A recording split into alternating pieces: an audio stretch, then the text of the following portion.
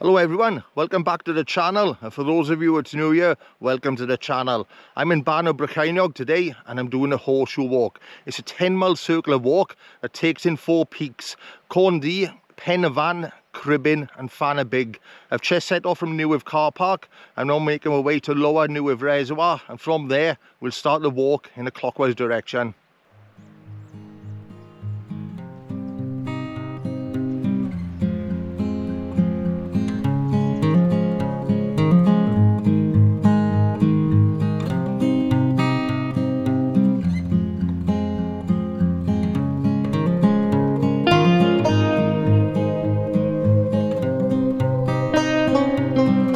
Just passed by lower Neuadd Reservoir. From here we've got a steep climb at Graig Fan Ddu.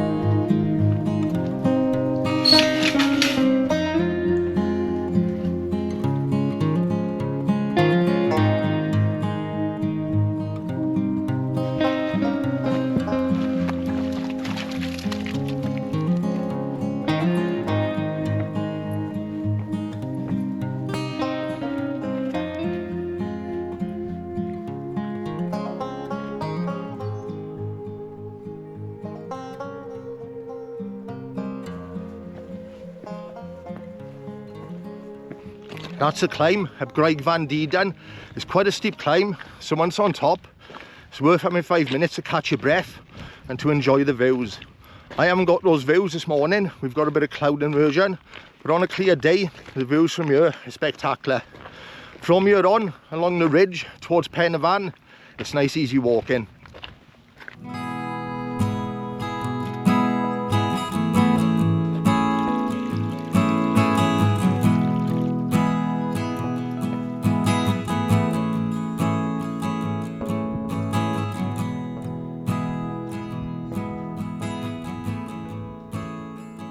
I've just taken a short walk from a ridge to visit this crash site.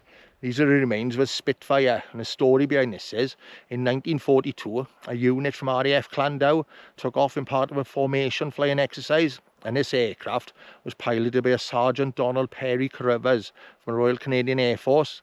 And due to a combination of bad weather and a small navigational error, he got detached from his unit, and unfortunately he crashed into the side of the mountain, losing his life on impact. These are the only remains that's left, this small pile of metal.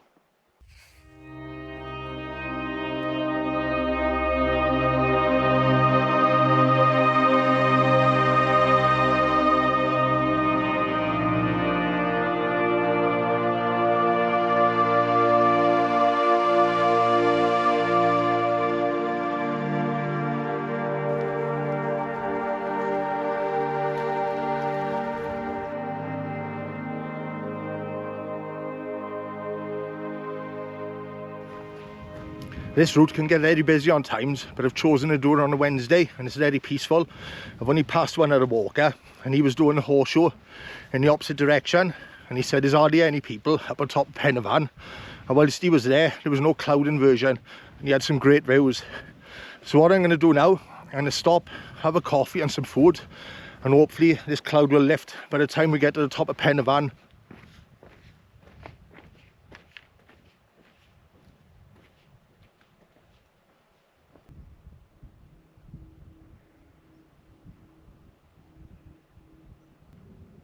It looks like the cloud's finally starting to lift, and if the focus is correct, it should be clear on top within the next hour. So what I'm going to do whilst I'm here, I'm going to show you a kit to take with me when I'm out on a day hike. I'll be walking a beacon for over 30 years, and the weather up here could change within a heartbeat, and I've been caught out a number of times. One good example is 3 years ago, mid-April, I took a walk up to Bannau. It was a beautiful sunny day. Focus would be a Sunday afternoon.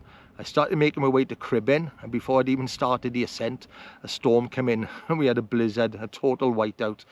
Within the space of an hour, it went from boiling hot to freezing cold and zero visibility. So this is why I always go prepared in the mountains. I always take a small backpack with me. I've got the Osprey Stratos 26.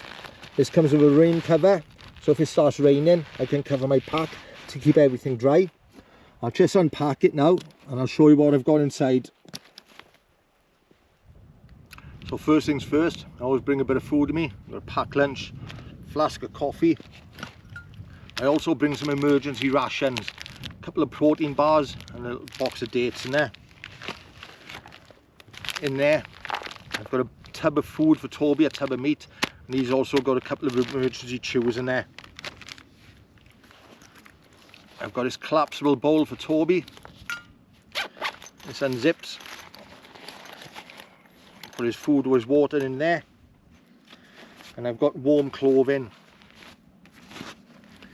In there, that's just a jumper I wore this morning, early when it was cold. In there, I've got a fleece, some running leggings and a hat. Now it's mid-July and you may be thinking, why do I need warm gear in mid-July? Just over a week ago, there was an event up here called the Fan Dance. A lot of you will know it. And apparently the weather was atrocious up here. And a friend was telling me there was a lot of casualties up here. People going down with hypothermia and getting disorientated. Apparently it was really bad. And I've got waterproofs. In there I've got some waterproof leggings and a waterproof jacket. If it was the colder months in the winter, I'd take Gore-Tex with me. And in there I've got a coat for Toby. If I get cold, he gets cold.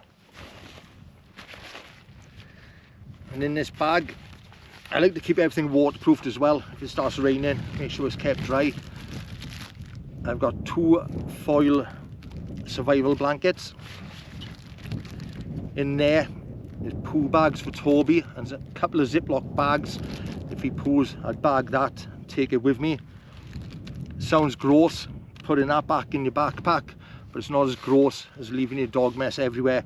When you walk a pen van, I guarantee you that you'll see bags of poo where people have picked the poo up, tied it up, and they've all left it on the side. So I ziplock it and take it with me. In there then, that's for me in case I need a toilet, a couple of wipes, and again I've got Ziploc bags. And I've also brought a little pup shovel with me. So if I need to go, I can get off a trail and dig a hole. I always carry a little knife with me. And I've got a power bank for my phone, in case my phone dies. And I always carry a little torch with me. I've been caught out a few times at the mountains where it's gone dark and I've needed a torch to get off the mountain. I got a little bum mat there I like to sit on when I stop for a brew. And in that bag, I also carry a Ziploc bag for my rubbish. I've already started filling it with other people's rubbish that's been dumped on the trail. I always bring plenty of water with me. I brought 2 litres with me today. In here, I've got a little first aid kit, bit of sun cream lotion, bit of smidge. I got some Afterbite. And I got a little first aid kit in there. Just a few compies for blisters. I've got our tape there for blisters as well. Small bandage, some plasters, and some ibuprofen and paracetamol. For maps, I have OS Maps on my phone.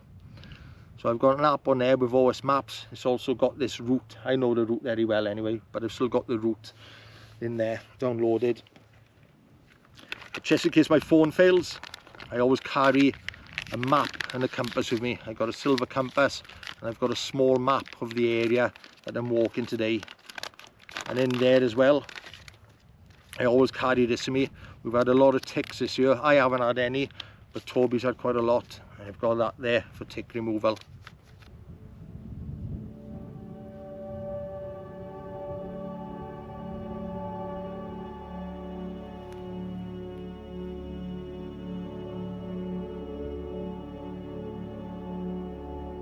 Before I stopped and I said it's very peaceful up here, that's all changed.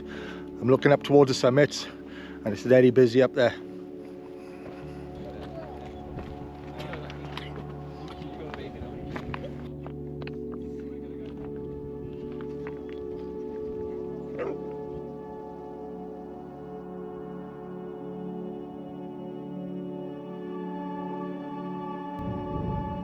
So that's called the first summit of the day, and it's the second highest peak in South Wales. It stands at 2,864 feet.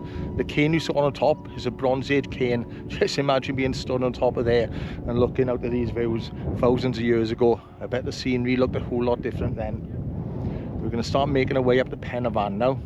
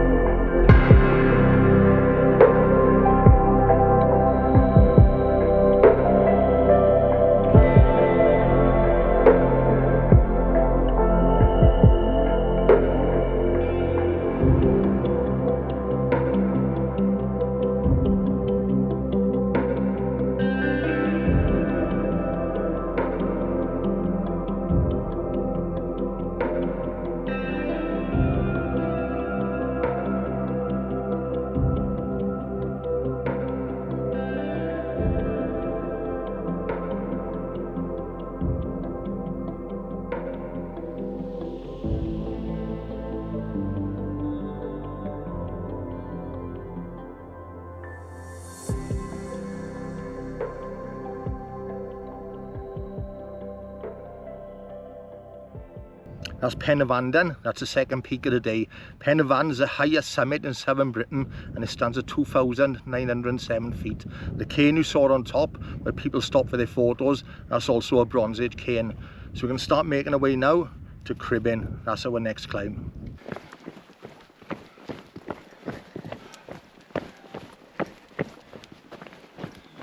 Alright boys. How you going, mate? You alright? Good, thanks. Good.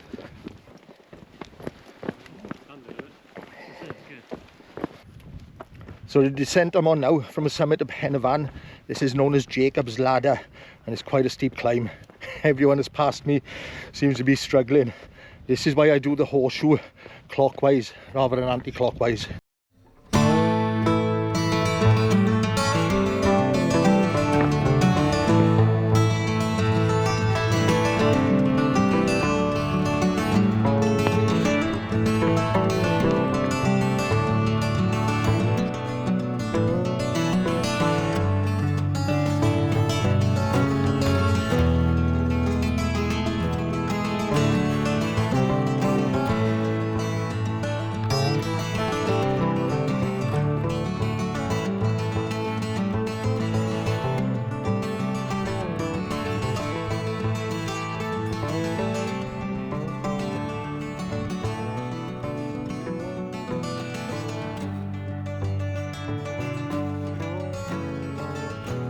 That's the summit of Cribyn then. It's the 8th tallest mountain in South Wales, and it stands at 2,608 feet. We're going to make a descent now down to the old Roman road, and then we'll start climbing Fan Big.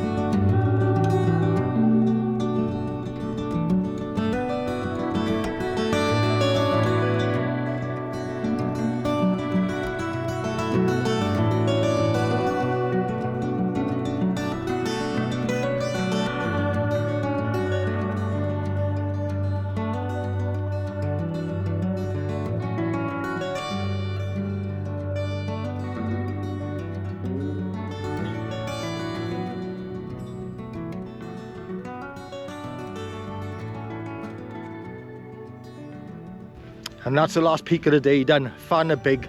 That one's 2,351 feet. So from here, we have to make a descent back down the way we came, down to the Roman road. And we're going to follow the Roman road back down to Neuadd Reservoir.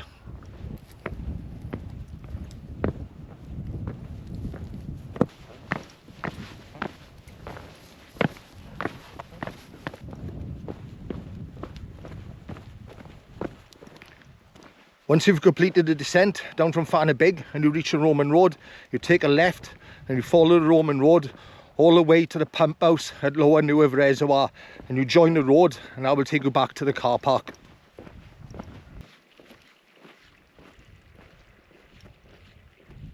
When I was telling you earlier about the time I was up here and the weather changed and I had the snow come in, a week prior to that, 2 girls had to get rescued by Mountain Rescue.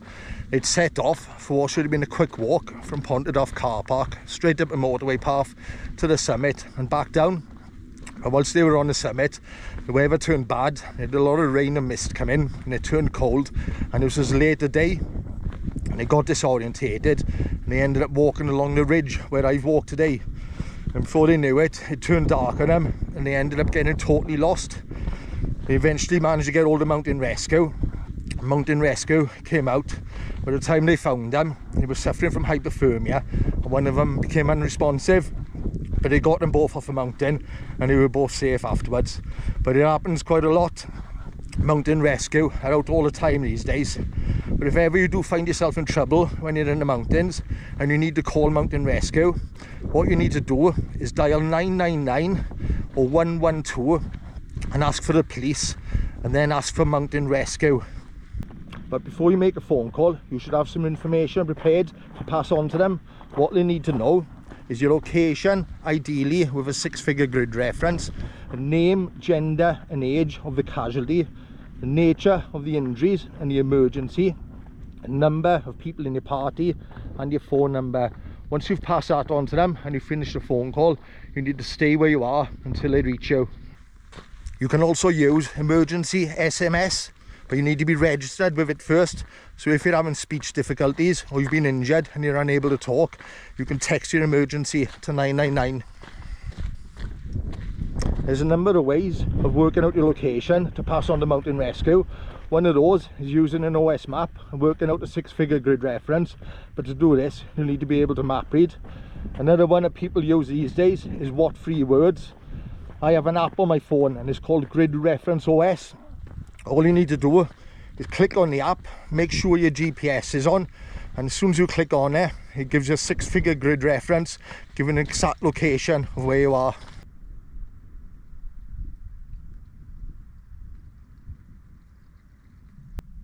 Once you get to the end of the Roman road by Lower Neuadd Reservoir, it forks off. You can either take a left and head off in that direction and follow the track which runs alongside the forestry, and that will take you back to the car park. Or you can head this way, which is where I'm going. Follow this track. This takes you back down to the pump house at Lower Neuadd Reservoir, and from there you'll follow the road back to the car park. So from this point you can see where we set off today. So down there is Lower Neuadd Reservoir, and that is the first climb we done today up Graig Fan Ddu, that track up there. And we walked all the way along the ridge and up to Cairn, Penavon, Cribyn, and we came down to the Roman road and up there to Ffan Big.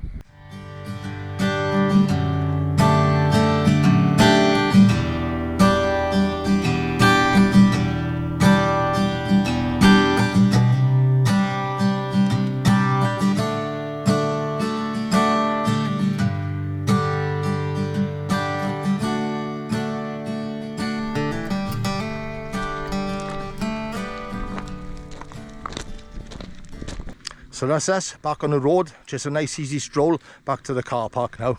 So the walk usually takes around 4 to 5 hours. It's taken me a lot longer today with the filming and everything, but it's been a good day. I've really enjoyed and I've been lucky with the weather. It's a little different from my usual videos with the wild camping, but I am thinking of doing some challenges within the next year or so. So I'm going to be introducing that to the channel. So I hope you've enjoyed, guys. Thank you for watching, and hopefully I'll see you out on my next little adventure. Yeah.